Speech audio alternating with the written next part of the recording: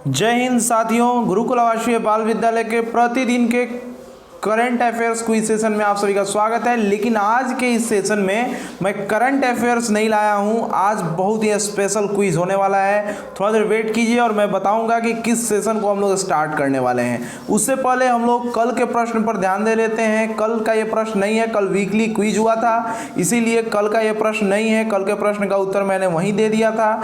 ये प्रश्न एक दिन पहले का है, यानी 2 दिन पहले का हो गया। हाल ही में किस IIT संस्था ने कोविड-19 की जांच के लिए कोविरैप नाम की एक डायग्नोस्टिक परीक्षण की खोज की है? तो इसमें आप लोगों ने सही आंसर दिए थे कमेंट बॉक्स में कर इसका जो सही आंसर है वो IIT खड़गपुर है। खड़गपुर ने कोविरैप जो है सो नामक डायग्नोस्टिक परीक्षण की खोज की थी। जो आज का क्विज सेशन है ना वो NEP 2020 से रिलेटेड है, यानी कि नई शिक्षा नीति, जो नई शिक्षा नीति आई है उससे रिलेटेड ये क्विज है। तो ये क्विज बहुत ही इंपॉर्टेंट होने वाला है, क्योंकि इससे क्वेश्चंस फंसने की संभावना एग्जाम में बहुत ज़्यादा होगी।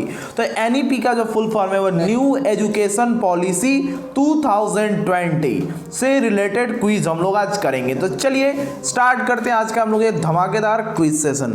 जो सबसे फर्स्ट क्वेश्चन आता है, मई 2016 में किसकी अध्यक्षता में नई शिक्षा नीति के विकास के लिए समिति committee for evolution of the new education policy ने अपनी रिपोर्ट प्रस्तुत की थी?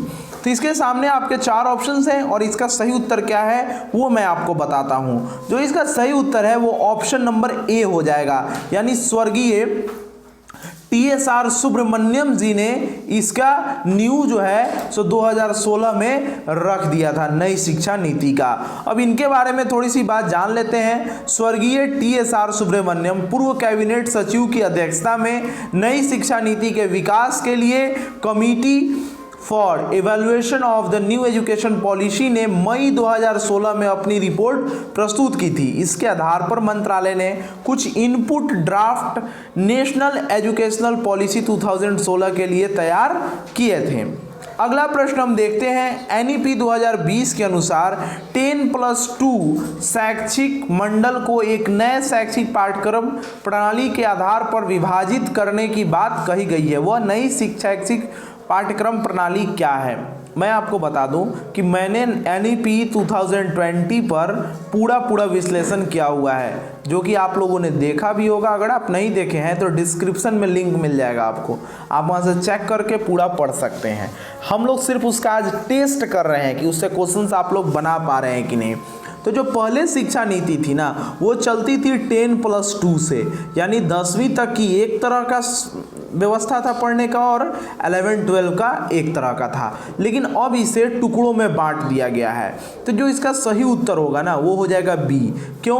क्योंकि जो अभी की पॉलिसी आई है वो 5+3+3 और +4 कर आधारित की गई है। इस तरह से अब प्रारूप तैयार किया गया है बच्चों को पढ़ाने का। यहाँ देखते हैं NEP 2020 के अनुसार वर्तमान 10+2 शैक्षिक मॉडल को क्रमशः 3 से 8, यानी 5 जो है वो कक्षा 3 से 8 तक एक जैसी, फिर 8 से 11 तक एक तरह का प्रारूप होगा, 11 से 14 तक एक तरह का, और 14 वर्ष से 18 वर्ष के आयु के लिए एक तरह का प्रारूप होगा। तो इस सब को मिला दिया जाए तो 5+3+3+4 प्रणाली के आधार पर विभाजित करने की बात कही गई है। चलिए आगे बढ़ते हैं। राष्ट्रीय शिक्षा नीति 2020 में शिक्षक को किस कक्षा तक मातृभाषा, स्थानीय या क्षेत्रीय भाषा में पाठ पढ़ाने पर बल दिया गया है? तो जो इसका सही उत्तर है वो होगा सी, यानी कि कक्षा 5 तक बच्चों को यह राय दिया गया है कि आप कक्षा 5 तक जो है सो उनकी मातृय या क्षेत्रीय भाषा पर निश्चित रूप से पढ़ाएं, यानी उस पर बल दिया गया है। उस बातों को मैंने यहाँ लिख दिया है आप यहाँ, यानी कि हम एक तरह से कह सकते हैं कि अंग्रेजी को थोपना ये गलत होगा। अगला प्रश्न आ रहा है कि किस वर्ष तक अध्यापन के लिए न्यूनतम डिग्री योग्यता 4 वर्षीय एकीकृत B.Ed डिग्री का होना अनिवार्य किया गया है? तो जो इसका सही उत्तर होगा वो हो जाएगा 2030।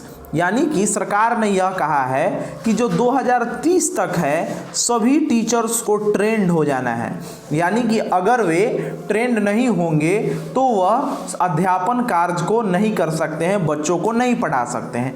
इसी को कुछ लोगों ने गलत ढंग से भी समझा दिया है कि अब आईएएस बनना से आसान होगा टीचर बनना, ये सब करके कुछ लोगों ने समझाया है ना।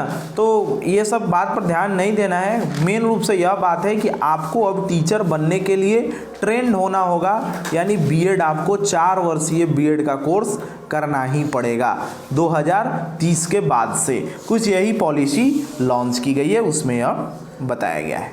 आगे बढ़ते हैं हम लोग। निम्नलिखित में से कौन जून 2017 में नवगठित ड्राफ्टिंग एनईपी 2020 के अध्यक्ष थे? तो जो इसका सही आंसर होगा वो होगा डॉक्टर के कस्तूरीरंगन जो हैं सो जून 2017 के नवगठित जो एनईपी का ड्राफ्टिंग किया गया था, उस ड्राफ्टिंग के ये जो हैं सो अध्यक्ष बने थे डॉक्टर के कस्तूरीरंगन।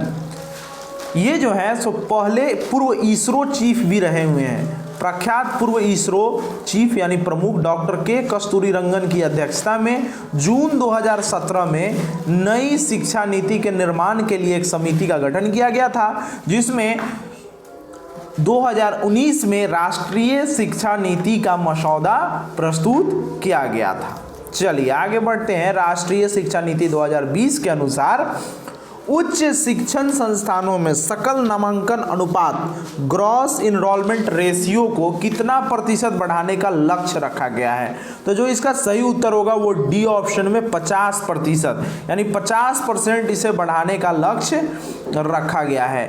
राष्ट्रीय शिक्षा नीति 2020 के अनुसार उच्च शिक्षण संस्थानों में सकल नामांकन अनुपात 50% तक करने का लक्ष्य 2035 तक रखा गया है। इसके साथ ही देश के उच्च शिक्षण संस्थानों में 30 से 5 करोड़ नए सीटों को जोड़ा जाएगा। तो ये अच्छी बात है। आशा है कि नई शिक्षा नीति 2020 अच्छे शिक्षा व्यवस्था को लाने में सफल होगी।